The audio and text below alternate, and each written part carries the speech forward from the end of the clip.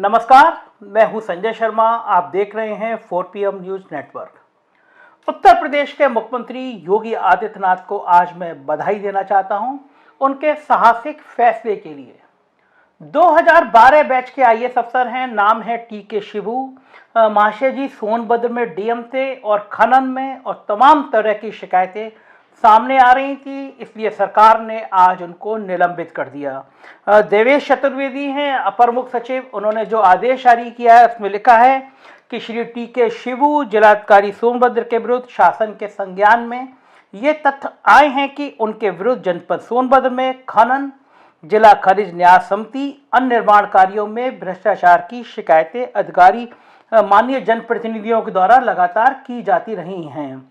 विधानसभा के दौरान इन्होंने अपने कामों में गंभीर लापरवाही बरती, जिसका एक उदाहरण पोस्टल बैलेट पेपर सील न कर सार्वजनिक स्थल पर प्रदर्शित होने के कारण नेशनल मीडिया में ये वायरल हुआ और बहुत जनपद में मतदान निरस्त करने की स्थिति आ गई थी। बहुत बदनामी हुई। सांविधिक व असांविधिक लिफाफों की सीलिंग गलत होने के कारण अत्यंत विषम परिस्थिति उत्पन्न हो गई थी, जिसके बाद कमिश्नर मिर्जापुर ने जनप्रतिनिधियों को विश्वास में लेकर पुनः सीलिंग करवाकर प्रकरण का निस्तारण कराया। इनकी जनप्रतिनिधियों से भी दूरी है, इसलिए इन आरोपों में टीके शिबू को सस्पेंड किया जाता है और ये राजस्व परिषद उत्तर प्रदेश से अटैच रहेंगे और बिना अनुमति के मुख्यालय नहीं छोड़ेंगे। तो ये जो डीएम साहब सस्पेंड हुए हैं, मेन काम है इनका खनिज न्यास समिति और निर्माण कार्यों में भ्रष्टाचार। मुख्यमंत्री जी को ये समझ में आ गया कि अब सरकार चलानी है तो कम से कम योगी सरकार पार्ट 1 में जिस तरह के भ्रष्टाचार अफसरों ने किए उससे उनकी जो बदनामी हुई वो उनको समझ में आ गया कि नौकरशाही पे इस बार अंकुश लगाना जरूरी है।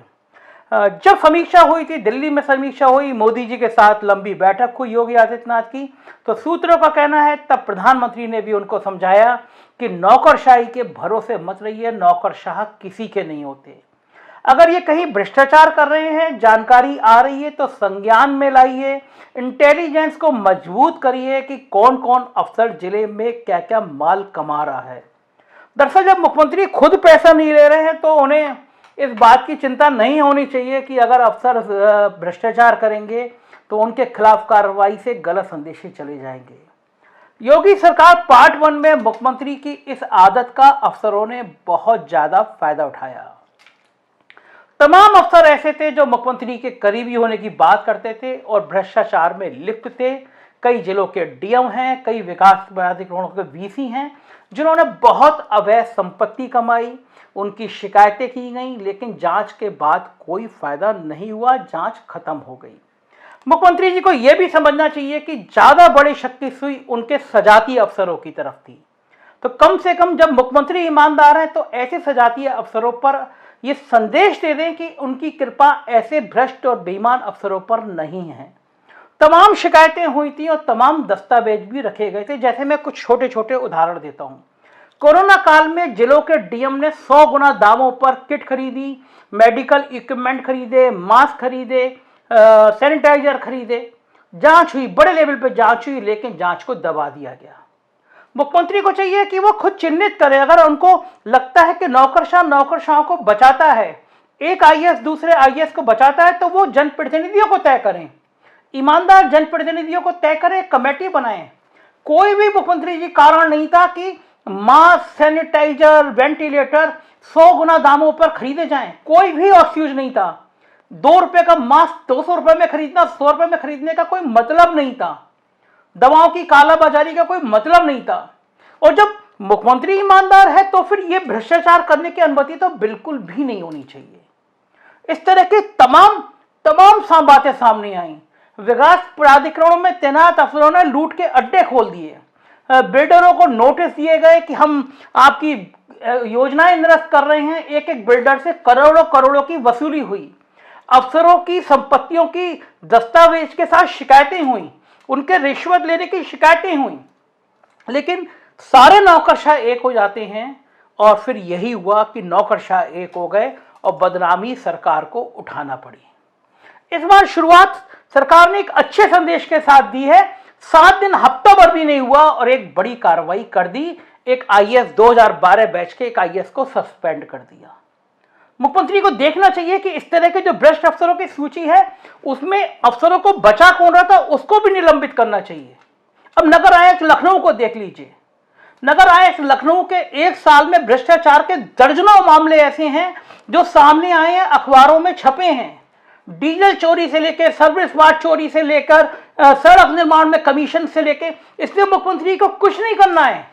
मुख्यमंत्री को 2 ईमानदार अफसर को लाना है और उनको कहना है कि ईमानदारी के साथ मुझे 1 साल की मॉनिटरिंग करके बताओ नगर निगम में हुआ क्या। कोटक बैंक में 1 करोड़ रुपए का खाता खोल दिया गया। स्मार्ट मिशन का नियम है, आदेश है, शासन से लेटर गए कि इस बैंक में खाता नहीं खोला जा सकता, नगर आयुक्त ने खोल दिया। बताया जाता है उनके एक रिश्तेदार थे, पता नहीं पुष्टि नहीं हो पाई इस बात की, लेकिन अगर शासन कह रहा है इस बैंक में खाता नहीं खुल सकता, वो करोड़ों रुपए डाल रहे हैं और क्या डील हो रही है मुझे बताने की जरूरत नहीं है। राजधानी में तैनात ऐसे अफसर और ज्यादा सम्मान गिराते हैं और ज्यादा छवि गिराते हैं। आप सोचिए, कोरोना काल में जो लाशें जलाने के लिए लकड़ियां आई थी, नगर आयुक्त ने उसको राजभवन में भेज दिया। 4PM ने खबर छापी तो हंगामा हुआ, हमको नोटिस दिया गया कि कार्रवाई करने का। आज तक उसके बाद कुछ नहीं हुआ। हमने कहा स्वागत है, आप हमें कार्रवाई करिए, इस बात की खबर तो हम छापेंगे। तो मेरा कहना है मुख्यमंत्री जी, ऐसे अफसर जिनका कोई मीडिया हाउस आपके सामने खबर लाता है, संज्ञान में लाता है, एक बार कठोरतम कार्रवाई शुरू करेंगे तो मान के चलिए आधे से ज्यादा भ्रष्टाचार खत्म हो जाएगा। वरना आप कहते रहिए कि आप ईमानदार हैं, आप पैसे नहीं लेते और लोग मान भी लेंगे, लेकिन अगर नीचे तक भ्रष्टाचार का ये दानव नहीं रुकेगा तो कोई फायदा नहीं है इन बातों का। भ्रष्टाचार रोकना है तो एक कड़े संदेश उस सारे अफसरों पर करने चाहिए जिन्होंने अवैध दौलतों का साम्राज्य खड़ा कर दिया है। कौन सा विभाग ऐसा नहीं था जिसमें आपकी सरकार के पार्ट 1 में बड़े बड़े अफसरों ने काले कारनामे नहीं किए। आप कर लीजिए, 10 अफसरों पे कार्रवाई करिए, पूरी नौकरशाही सुधर जाएगी। प्रधानमंत्री ने दिल्ली में करके दिखाया है। लोग कहते थे नौकरशाह किसी की नहीं सुनते और किसी बिना पैसे के काम नहीं करते। दिल्ली ने, भारत सरकार ने सुधारा है, दिमाग में ठीक हुए हैं। उत्तर प्रदेश में भी इन भ्रष्ट नौकरशाहों को संदेश दीजिए कि किसी भी कीमत पर अब भ्रष्टाचार बर्दाश्त नहीं है। संज्ञान में आएगा, सोशल मीडिया पे आएगा तो कार्रवाई की जाएगी। बहुत अच्छा कदम है कि आपने 1 हफ्ते के अंदर एक कदम उठा लिया।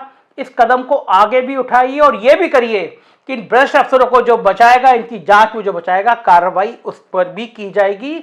ईमानदार नौकरशाही बहुत जरूरी है ईमानदार सरकार की ये, और मुझे उम्मीद है कि इस बार ये देखने को मिलेगा। देखते रहिए 4PM न्यूज नेटवर्क। हम सच और सिर्फ सच आपको बताते रहेंगे। शुक्रिया।